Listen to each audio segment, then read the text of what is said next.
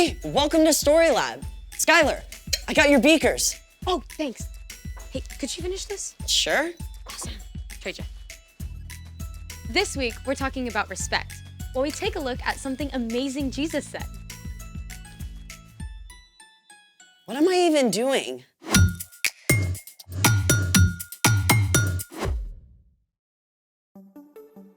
Hey, I'm Skylar. And I'm Sebastian, We're talking about respect. which is showing others that they are important by what you say and do. Okay, gotta ask about the outfit. Why? What's wrong with it? Nothing, but I think it's visible from outer space. I'll admit, stripes and plaid usually don't get along. I wore this in honor of Opposite Day. Opposite Day is a thing? Yeah, it's on January 25th, but I just found out about it. To celebrate, I've even made a list of things that don't usually get along. Let's hear it. Number 1, cats and dogs.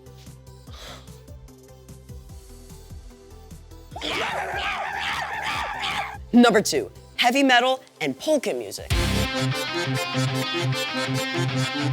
Number 3, pickles and chocolate.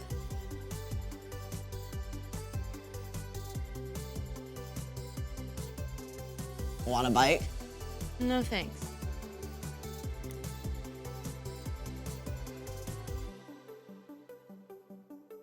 Number 4, water and oil.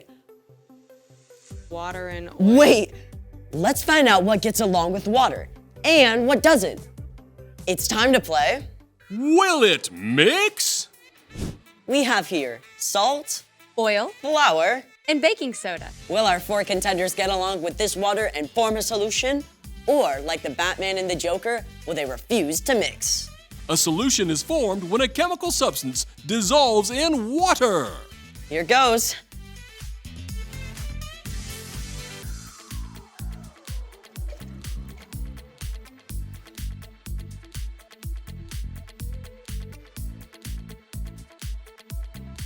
It appears that our salt and baking soda have completely dissolved in the water. But it's clear that water and oil do not mix, and neither do flour and water. Sadly, they just don't get along. Let's try some more stuff. Honey!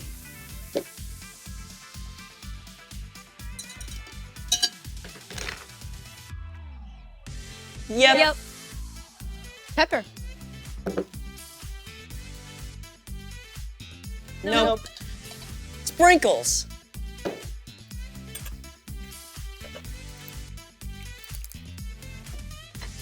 Yep. Nope. Wait a sec.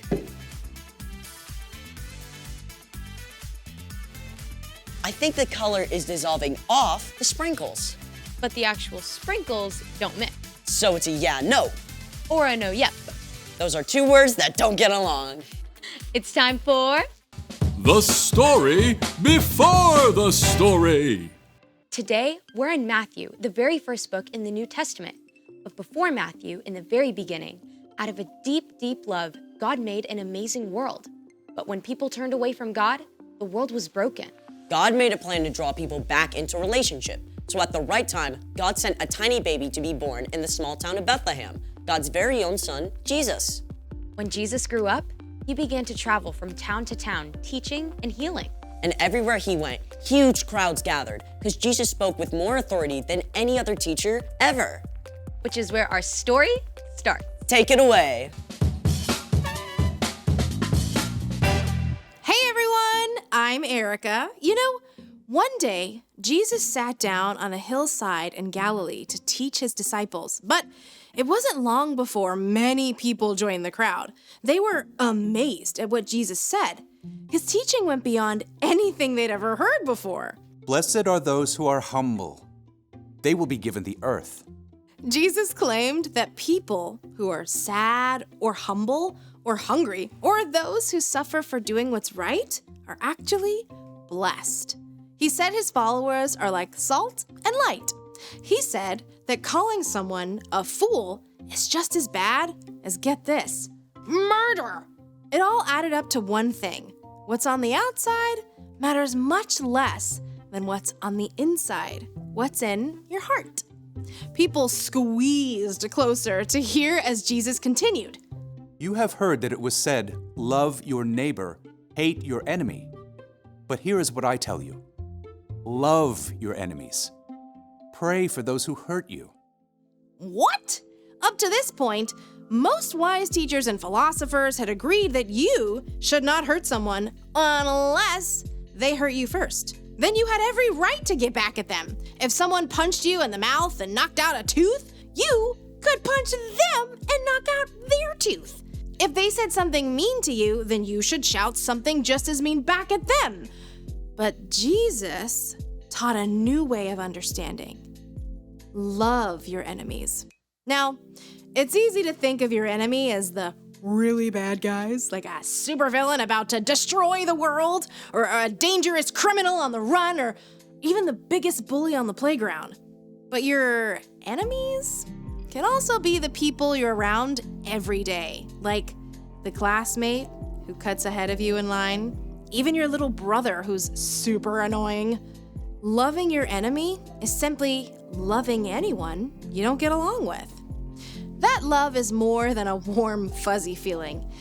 You don't have to feel loving to love your enemies. In fact, you probably won't. Instead, you can speak kind words.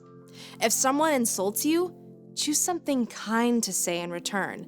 Don't grumble and complain about them behind their backs. In fact, you can show respect.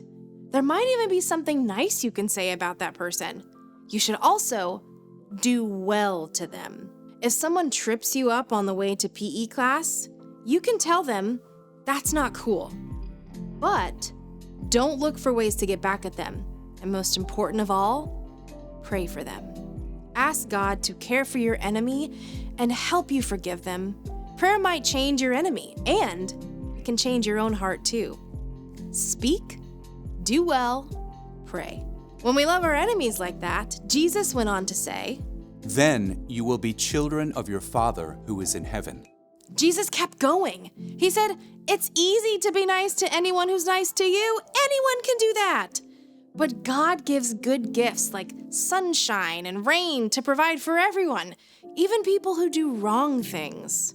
We are made in God's image.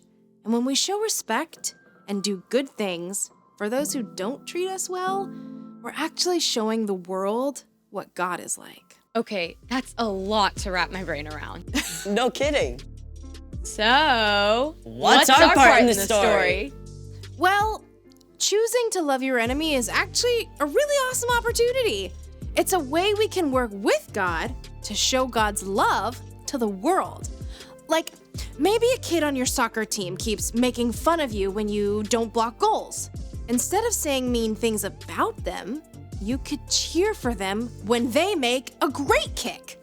Or if your teacher loses patience and takes away recess for the whole class, even though it wasn't your fault, you could offer to clean up the classroom. It makes me think of my little brother.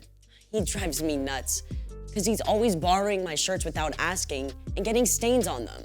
So what do? What I want to do is yell at him and mess his stuff up. But I could keep my temper and show him how to get stains out of them. Yep. You never want to let someone keep hurting you, but you can always respond with kindness. Exactly. It's not an easy thing to do for sure. But when we follow Jesus, we have the power of God's Spirit to help us speak kind words, do well, and pray for our enemies. Gotta respect that. See y'all next time. Bye, Erica. So here's the thing. Show respect even when you don't get along. Like plaids and stripes. Ew, what is this? Fur. My dog is shedding. Oh. Hey, will it mix? Dog fur.